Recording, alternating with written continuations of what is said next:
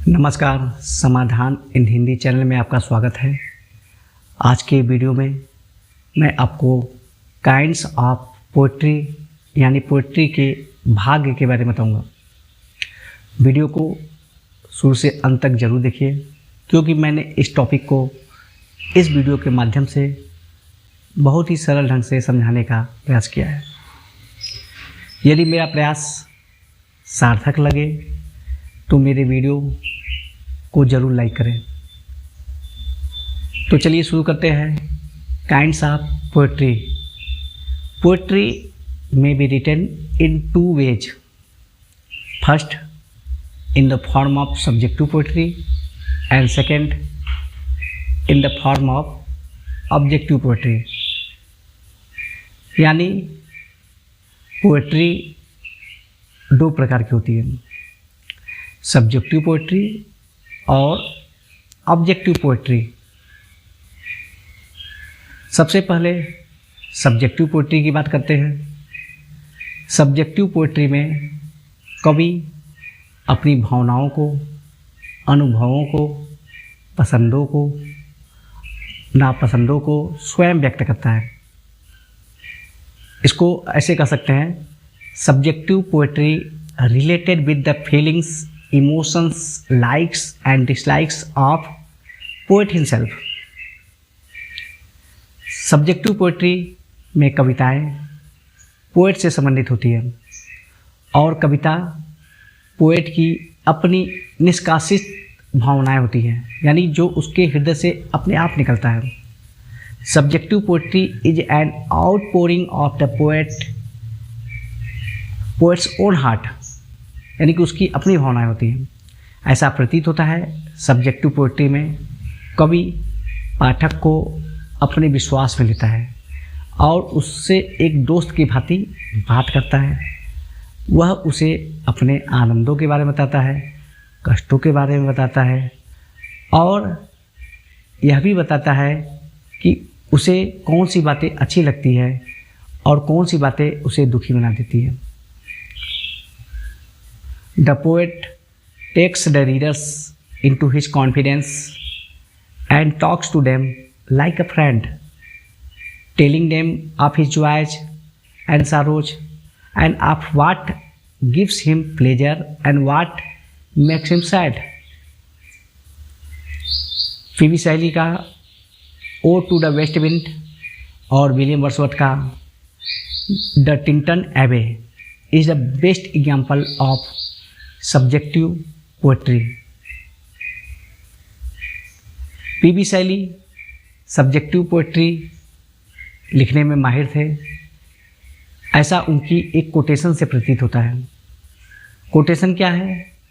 वास्तव में यह कोटेशन नहीं बल्कि पोएट्री पर पीबी शैली के वैचारिक परिभाषा है।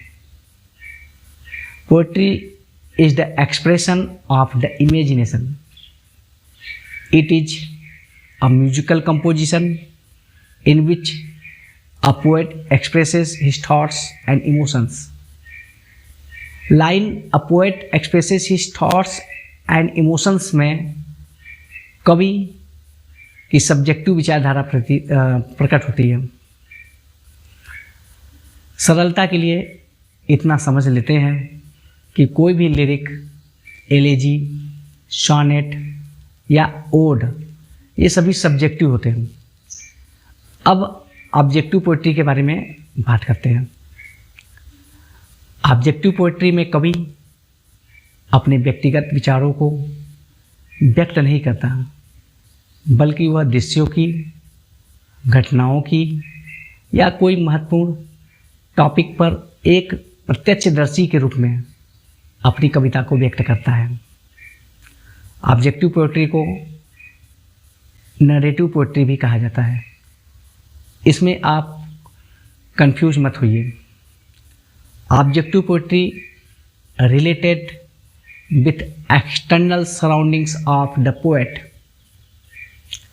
ऑब्जेक्टिव पोएट्री में कोई कहानी होती है या किसी प्रकार का एक्शन होता है या शौर्य से भरे कारनामे होते हैं। आप लोगों ने एक एपिक पढ़ा होगा जिसका नाम है द पैराडाइज लॉस्ट। इसमें जॉन मिल्टन ने अपने पोएम की पूरी टॉपिक को ऑब्जेक्टिव रूप में लिखे हैं। यह ऑब्जेक्टिव पोएट्री का एक एग्जाम्पल है, लेकिन इस एपिक में कवि जॉन मिल्टन ने ऑटोबायोग्राफिकल एलिमेंट का भी प्रचुर मात्रा में प्रयोग किया है, जो इसे सब्जेक्टिव बनाती है। फिलहाल आप मेरी बातों से आसानी से निष्कर्ष निकाल सकते हैं कि ऑब्जेक्टिव पोएट्री सब्जेक्टिव पोएट्री से भी ज़्यादा पुराना होता है, यानी ऑब्जेक्टिव पोएट्री का इतिहास सब्जेक्टिव पोएट्री से ज़्यादा पुराना है। In objective poetry the poet deals with the outer world of passion and action and handles his subject without intruding himself upon it in a direct manner. Intruding का अर्थ होता है ज़बरदस्ती प्रवेश करना, यानी ऑब्जेक्टिव पोएट्री में कवि अपने आप को एक बाह्य संसार में पाता है।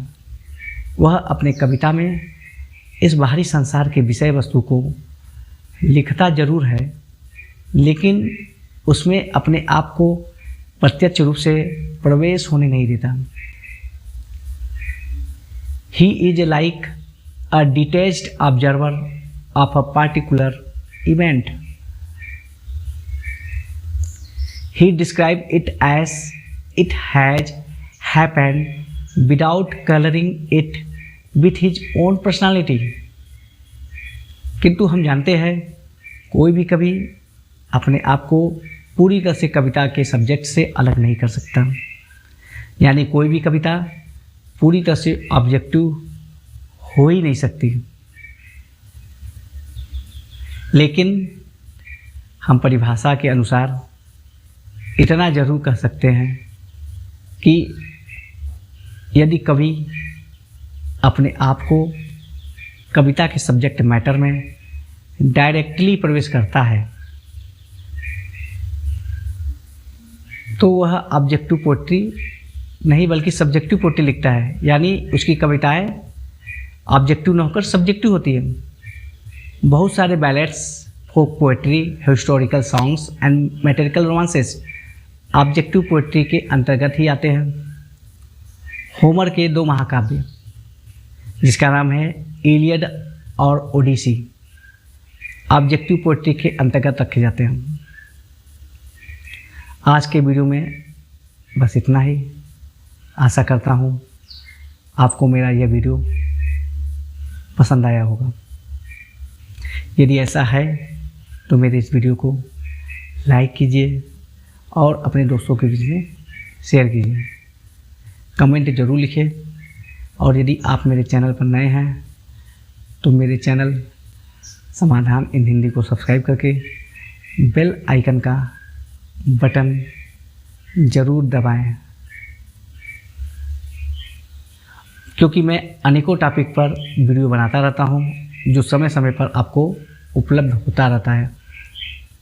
नमस्कार।